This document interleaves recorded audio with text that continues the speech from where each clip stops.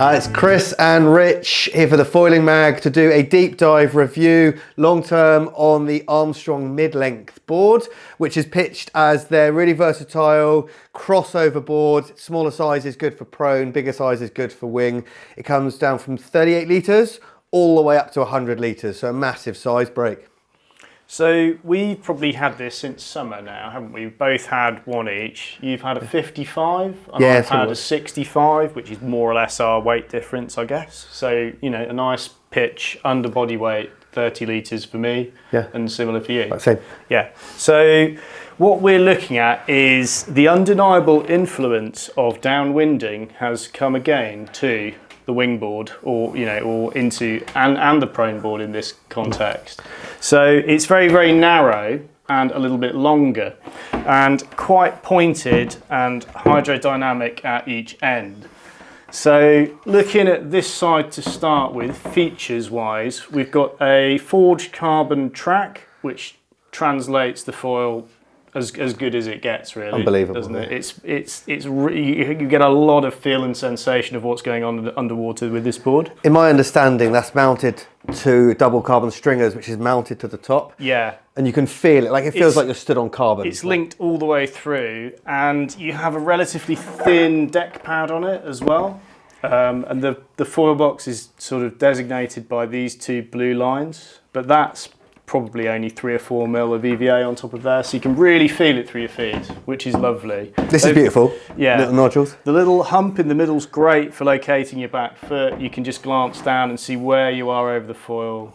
Like the whole pad system, I really like it. An interesting thing for this one for me is the inclusion of inserts though, because I find with a longer board like this, I'm constantly like moving up and down it to optimise my position when I'm taking off winging. So although there's foot straps there, I don't know whether I'd ever really use them. Controversial. But a lot of people do. I think a lot of people, as we get on to chatting about it, are using this as their daily driver. Yeah. And people like straps. Yeah. I get why you'd want it. Yeah, some people do just love straps. So you've got a little breather plug in the nose there. You've got this beautiful exposed carbon that kind of runs around the edge as well, like a kind of pin line. And I mean, build-wise, it's great, I think, because it's light, but it feels really solid. It seems to take a knock really well. Because we both use this a lot, going into winter now. Takes a lot of abuse, and it holds up to it really, really well, I think. Yeah, like no quibbles on the build whatsoever. So shape-wise on the underneath, again, we're looking quite downwindy, but small, aren't we? So this is the 55 litre, which is 18 wide. So that's narrow, eh? For in any context, that's relatively narrow for that volume. You've got a little double concave in the nose, a little spine running in this section, and the tail is super swooped, isn't it? It's like a sweep right in the back. Into a real point. And you were going to talk about proning. I think this is really good, and when we're chatting about kind of how it rides, I think when this mid-length thing came out this year, all of the brands rushed to bring something to the market, and Armstrong took their take on what a mid-length was, and I think the features of this sweep, and I think this kind of V with quite a lot of beveling on the side and pretty parallel rails, we're now seeing in a lot of brands' second generation of mid-length, which kind of tells you that they're features that were right. Yeah, but this beveling in particular, I mean, it's one of the most tracky boards for its size. Yeah, I know, but that's a combination of its narrowness and that beveling, but it just wants to go in one direction on the water. Yeah, which in these sub bodyweight boards, I think is a really positive thing, because you just want it to track and go and take off. Yeah, which is what it does extremely effectively. That's its standout thing, I think, isn't it? Whether you're prone or whether you're wing or whether you're, I guess, if you're para wing or if you're foil driving, that track means that even if it's underneath the water, it just carries its speed, it pops to the surface and then jumps to foil really easy.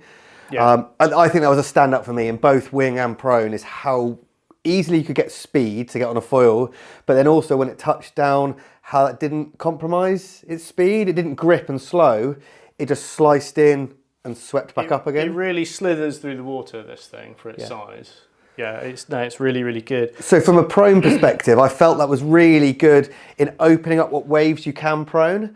So, coming from riding a little board where you need something that's quite pitchy, but then you need that wave to behave in a particular way so you could chase out of it. You know, you're always looking for a certain wave, but I feel like the mid-length ability to paddle in on something which is fatter, that rolls a little bit more, that maybe backs off, it kind of opened up opportunities. Yeah. And we've had a lot of sessions here, especially through the summertime, where guys were needing to go in because the wave was getting too fat, but I was able to carry on through the session because of that paddle speed and that efficiency. Yeah. So I've run this with the foil drive a little bit because, you know, that's been floating around over the last few months. Obviously, you've got the forged carbon track, which it doesn't like from a signal perspective. Weirdly, it works really well with the slim with no aerial, but then if you're using the max one, that wanted the aerial on. It's very, very good for sort of learner foil driving, I'd say, because the foil box is nice and far forward, so it feels quite balanced, and it just takes off so easily. Yeah, and you can really minimise your foil size. And obviously it's not that massively heavy a board, but it's a very connected feeling board.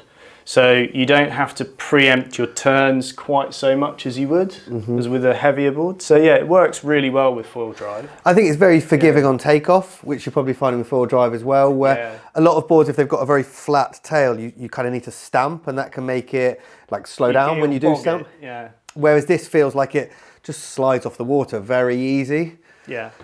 You probably, whilst you're saying foil drive, you could learn on it. You thinking about winging, learning on it? Not really in sub bodyweight sizes. Not at all. So where we found this board's not so clever is in chop, I'd say. It is very narrow and it really kind of rolls around. And if you're even, you know, in a sort of quite a clean situation, you want to build a bit of forward speed before you attempt to stand just to stabilise everything. Yeah.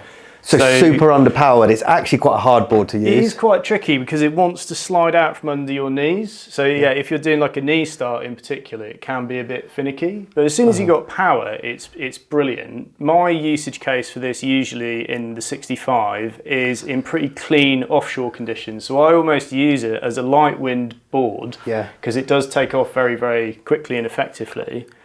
But it wants to be in clean conditions so you're not wobbling around everywhere. Yeah, chop is really hard to get going on this, isn't it? Even as a rider accomplished in chop, you're going to find this more difficult. Yeah, underpowered in an onshore scenario, no thank you. Yeah, no way. Yeah, it's like, there's other boards, you know, with a little bit more width and stability that are going to make it much more easy for you.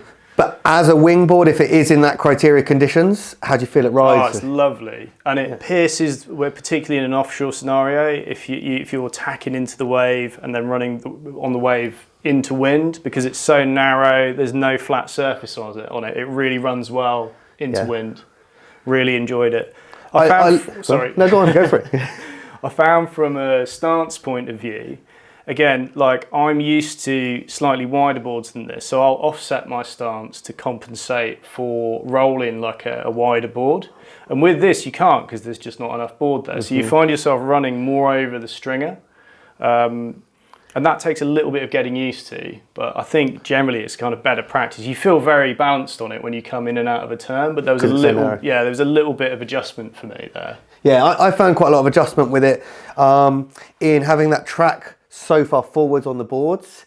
You know, you're very much stood in the middle of the board now, so you've got a lot of tail behind you, but you've still got quite a lot of nose in front of you. So although it feels lively like you're on a little board, you've got to adapt to having this extra chunks forwards and back. So I've definitely found that on pitchier days when the waves are a bit steeper, you catch. Yeah, because there is just a lot more length there. Yeah. This is a 55 litre board, and what is it, 5'6"? 5'5". 5'5". Yeah, so there's a little bit of length there. It catches, definitely. And I think, so on a more critical wave, if you're pushing turns, I feel like you can't maybe push as hard as you could on a traditional shape because of that extra length. And I've also found on the prone perspective, when you're taking off, if it's a more pitchy takeoff, and it's a more critical wave, that extra nose and the extra tail can really throw you over the front and bury the nose. Yeah, okay. So I feel like it's for more of a rolling sort of a takeoff and more of a drawn out longboard sort of a style. Yeah, which would make sense on its shape and design intention, I think. Winging, it is so much fun in a variety of conditions, right? And I'd struggle to go on a wing trip without one of these in the van. Well, this was what we were going to kind of come around to, wasn't it? Is like who's it for and the usage cases for it. And the primary one I thought of straight away is like as a travel board for someone that's proning and winging. That's the band board. Tick, yeah. Massive, broad bandwidth of usage in both applications. Because it handles high wind still. It's fine to ride in strong wind. There's no flat surface on it really, so it handles all sorts of high wind situations. Like there's not too much presenting itself at any point that you get from a flatter board. It's really nice. And so probably talk about then what, I guess who's it for, and then what volume size would maybe recommend people choose? So we tested some of these close to our body weights, didn't we? Up in Weymouth in flat water. And I think that in summary, this is one of those boards that truly you don't want to hit one at your body weight. You want to be 20 litres under it or well over it. Yeah. You don't want to hit your body weight because otherwise it's just going to be that corky, weird sit on the surface, particularly in chop. It's going to shuffle around quite a lot. Because even the size up from this is 19 wide, I think. So it's not considerably wider, stability-wise. It's tippy, isn't it? Yeah. You definitely want to bear that in mind. It's either a sinker that takes off really, really easy, or it's a really long, light wind, floaty sort of a board for sure. And it goes all the way up to the 100 litre, and I believe the 100 litre is actually quite a lot wider. Yeah, it's a lot more stable. I've spent a bit of time and tried the smaller size, and it's definitely worth noting that you might not look at the smallest, the 38 or the 45 as a wing board. Maybe you would, but they're all the way down to 17 wide. Wow, that's super narrow. Super narrow, yeah. So taking off on them, your pop-up's got to be dialed for prone. It's an advanced prone board, and then winging. There's really not a lot of room there to work with. In a way, it's good that they've not compromised. It's one of the more extreme mid-length shapes we've seen in the last 6 months or so, isn't it? They've really concentrated on that narrowness and that early takeoff, which it does do beautifully. So it's like with every negative with it, there's a positive. Exactly, yeah. And so for me, I definitely feel like I wouldn't want to not have one of these in the quiver now. I love it. I'd always go travelling with it. I think that... would I choose to ride it? No, I'd probably choose to ride on the Armstrong range, their FG or their Surf. You're more specific, Yeah. But if we look at the year and how much time I've spent on it, I've probably spent most time on this board because you're looking over the cliff. Am I going to jump in? Am I going to gamble my performance board? Yeah, and maybe not have a good sesh. Or I'm going to have a sesh. Have a sesh, yeah. And it's a session saver, isn't it? It's a beauty.